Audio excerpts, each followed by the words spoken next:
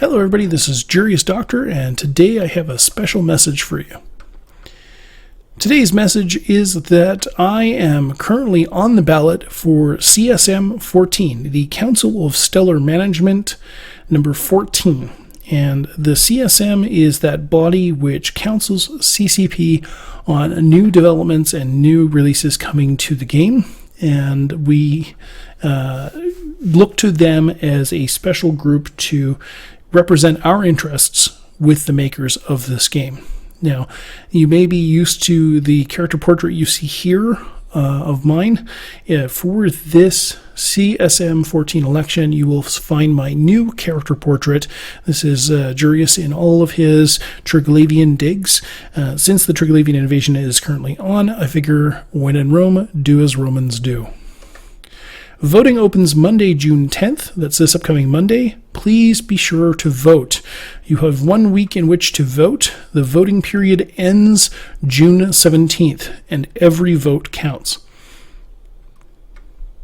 Please use every character you can vote on, every count, vote. Every vote adds to the result.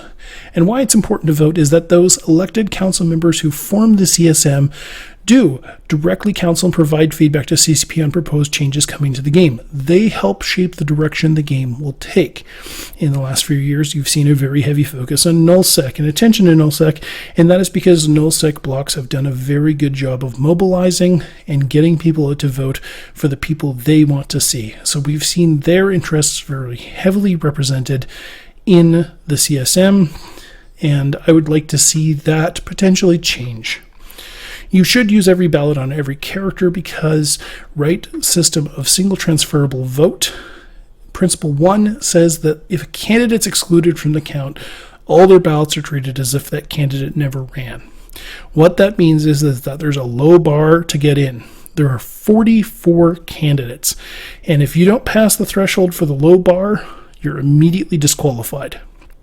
At the top end, Principle 2, if a candidate has achieved more than the quota to get onto the CSM, all of the surplus votes that they got will trickle down waterfall style to the next most populous candidates until those 10 seats have been filled. The right system is why every vote you cast matters every time. If you want to see a person that you're interested in having represent you on the CSM get in, every vote you cast matters because all of those votes are transferable and they will help your representatives get in. If not your first pick, then your second, third, and fourth pick. This is why you're given 10 votes per ballot and why those 10 seats matter. Is that we have the opportunity to select representatives that represent the interests of the whole game. And this is how you get them there. Now, I'm running, and I want to talk about my platform. These are the things I want to see change in EVE Online. And my focus, unlike a lot of the other candidates, is on those people who aren't yet playing the game. I want to see CCP return to a strong focus on attraction of new players through new gameplay and focused marketing. I want to see the community empowered to do more to recruit and retain players who want to play this game. And I want to see the CSM function more as a vehicle of universal coordination for the community with CCP's backing. I want to be able to have members in the CSM that you can reach out to ask for communication with CCP that will lubricate getting the things we need to grow this game. How I think these things can be achieved? Well, number one, the This Is Eve video cinematic that was released 5 years ago very beautifully exampled all of the areas of space: high sec, low sec, mining, null sec, big fights, explorers, streamers. We had, Johnny Pugh and other groups represented different voices, rooks and kings.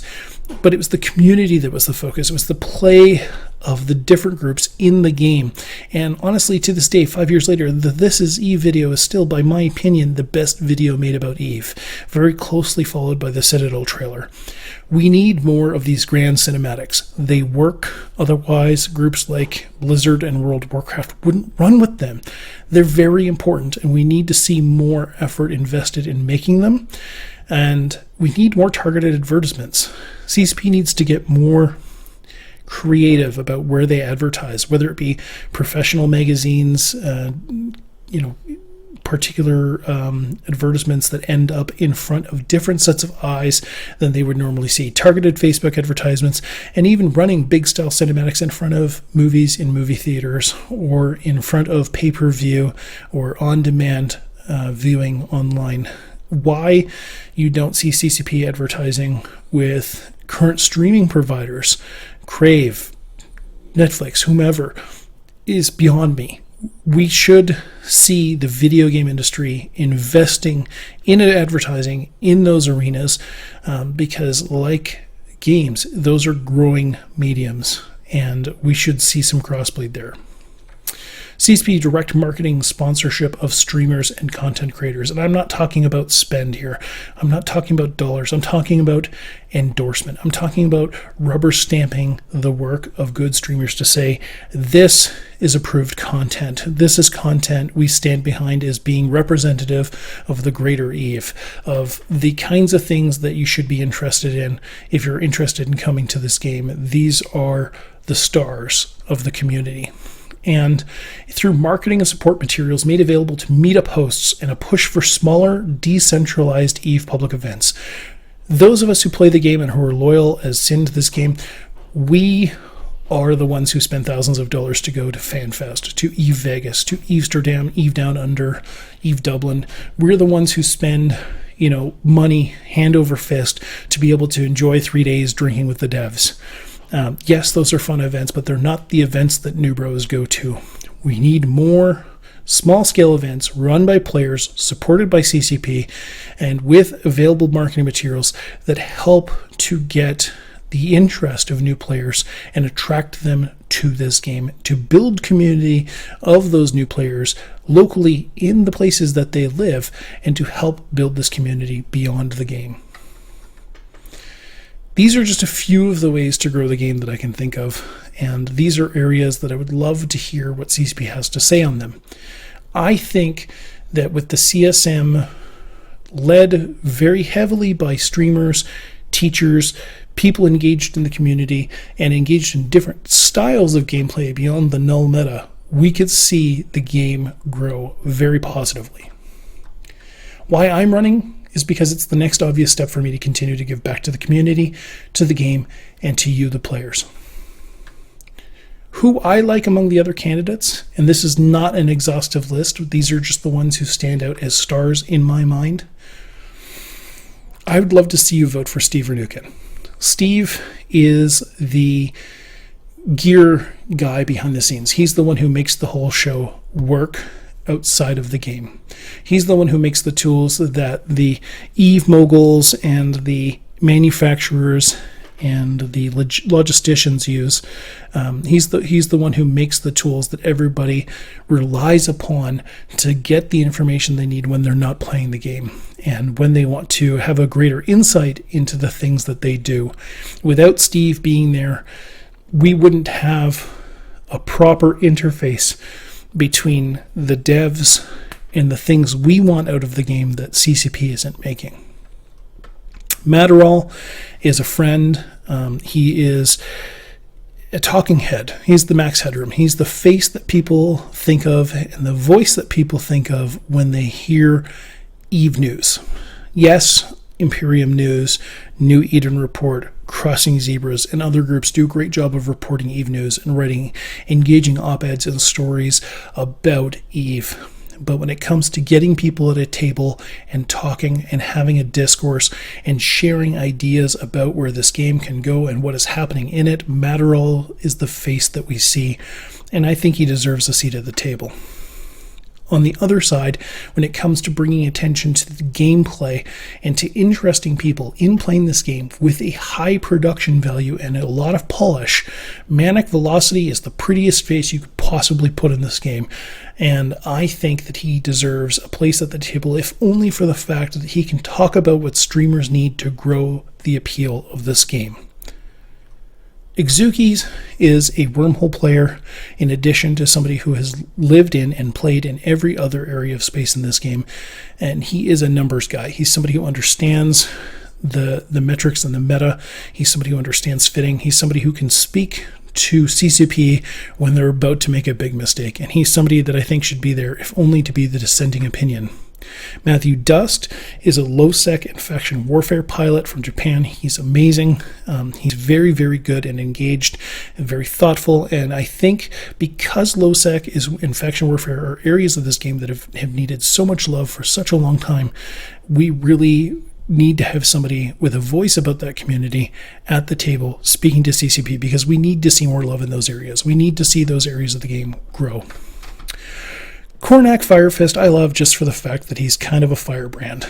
He is somebody who is very anti-botter, anti-RMT, and I am very strongly in support of him, if only to have his fury and passion there, speaking to the problems that we have as a community with those people who are taking advantage of our game and our passion for their personal benefit. Liz Lizardbreath, on the other hand, is the voice of reason. She's the calm negotiator. She is somebody who speaks very strongly to the experience of new players and those living in high-sec, and the things that are necessary to ensure the success of those people who decide to stay with the game longer than 3 months. She can speak very passionately to these things, and I think she has some great ideas about how to grow the game. Omeka Gold keeps those people who are in the game interested when they start to branch out to other playstyles, when they want to grow into things like bombers and black ops and roams. His public fleets and the things that he has led with Bombers Bar and other groups has really grown the appreciation of the game that a lot of players have. And without him, I think a lot of players would be lost. And honestly, if you haven't watched his whaling video yet, it is beautiful. Please go watch it. I will link it in the description for this video. Omeka, I think you're awesome, man, and we need more people like you. We definitely need you on CSM. The last person I'm going to talk about is Mike Azariah, and Mike is the heart of this game. I will say that again. Mike Azariah is the heart of EVE.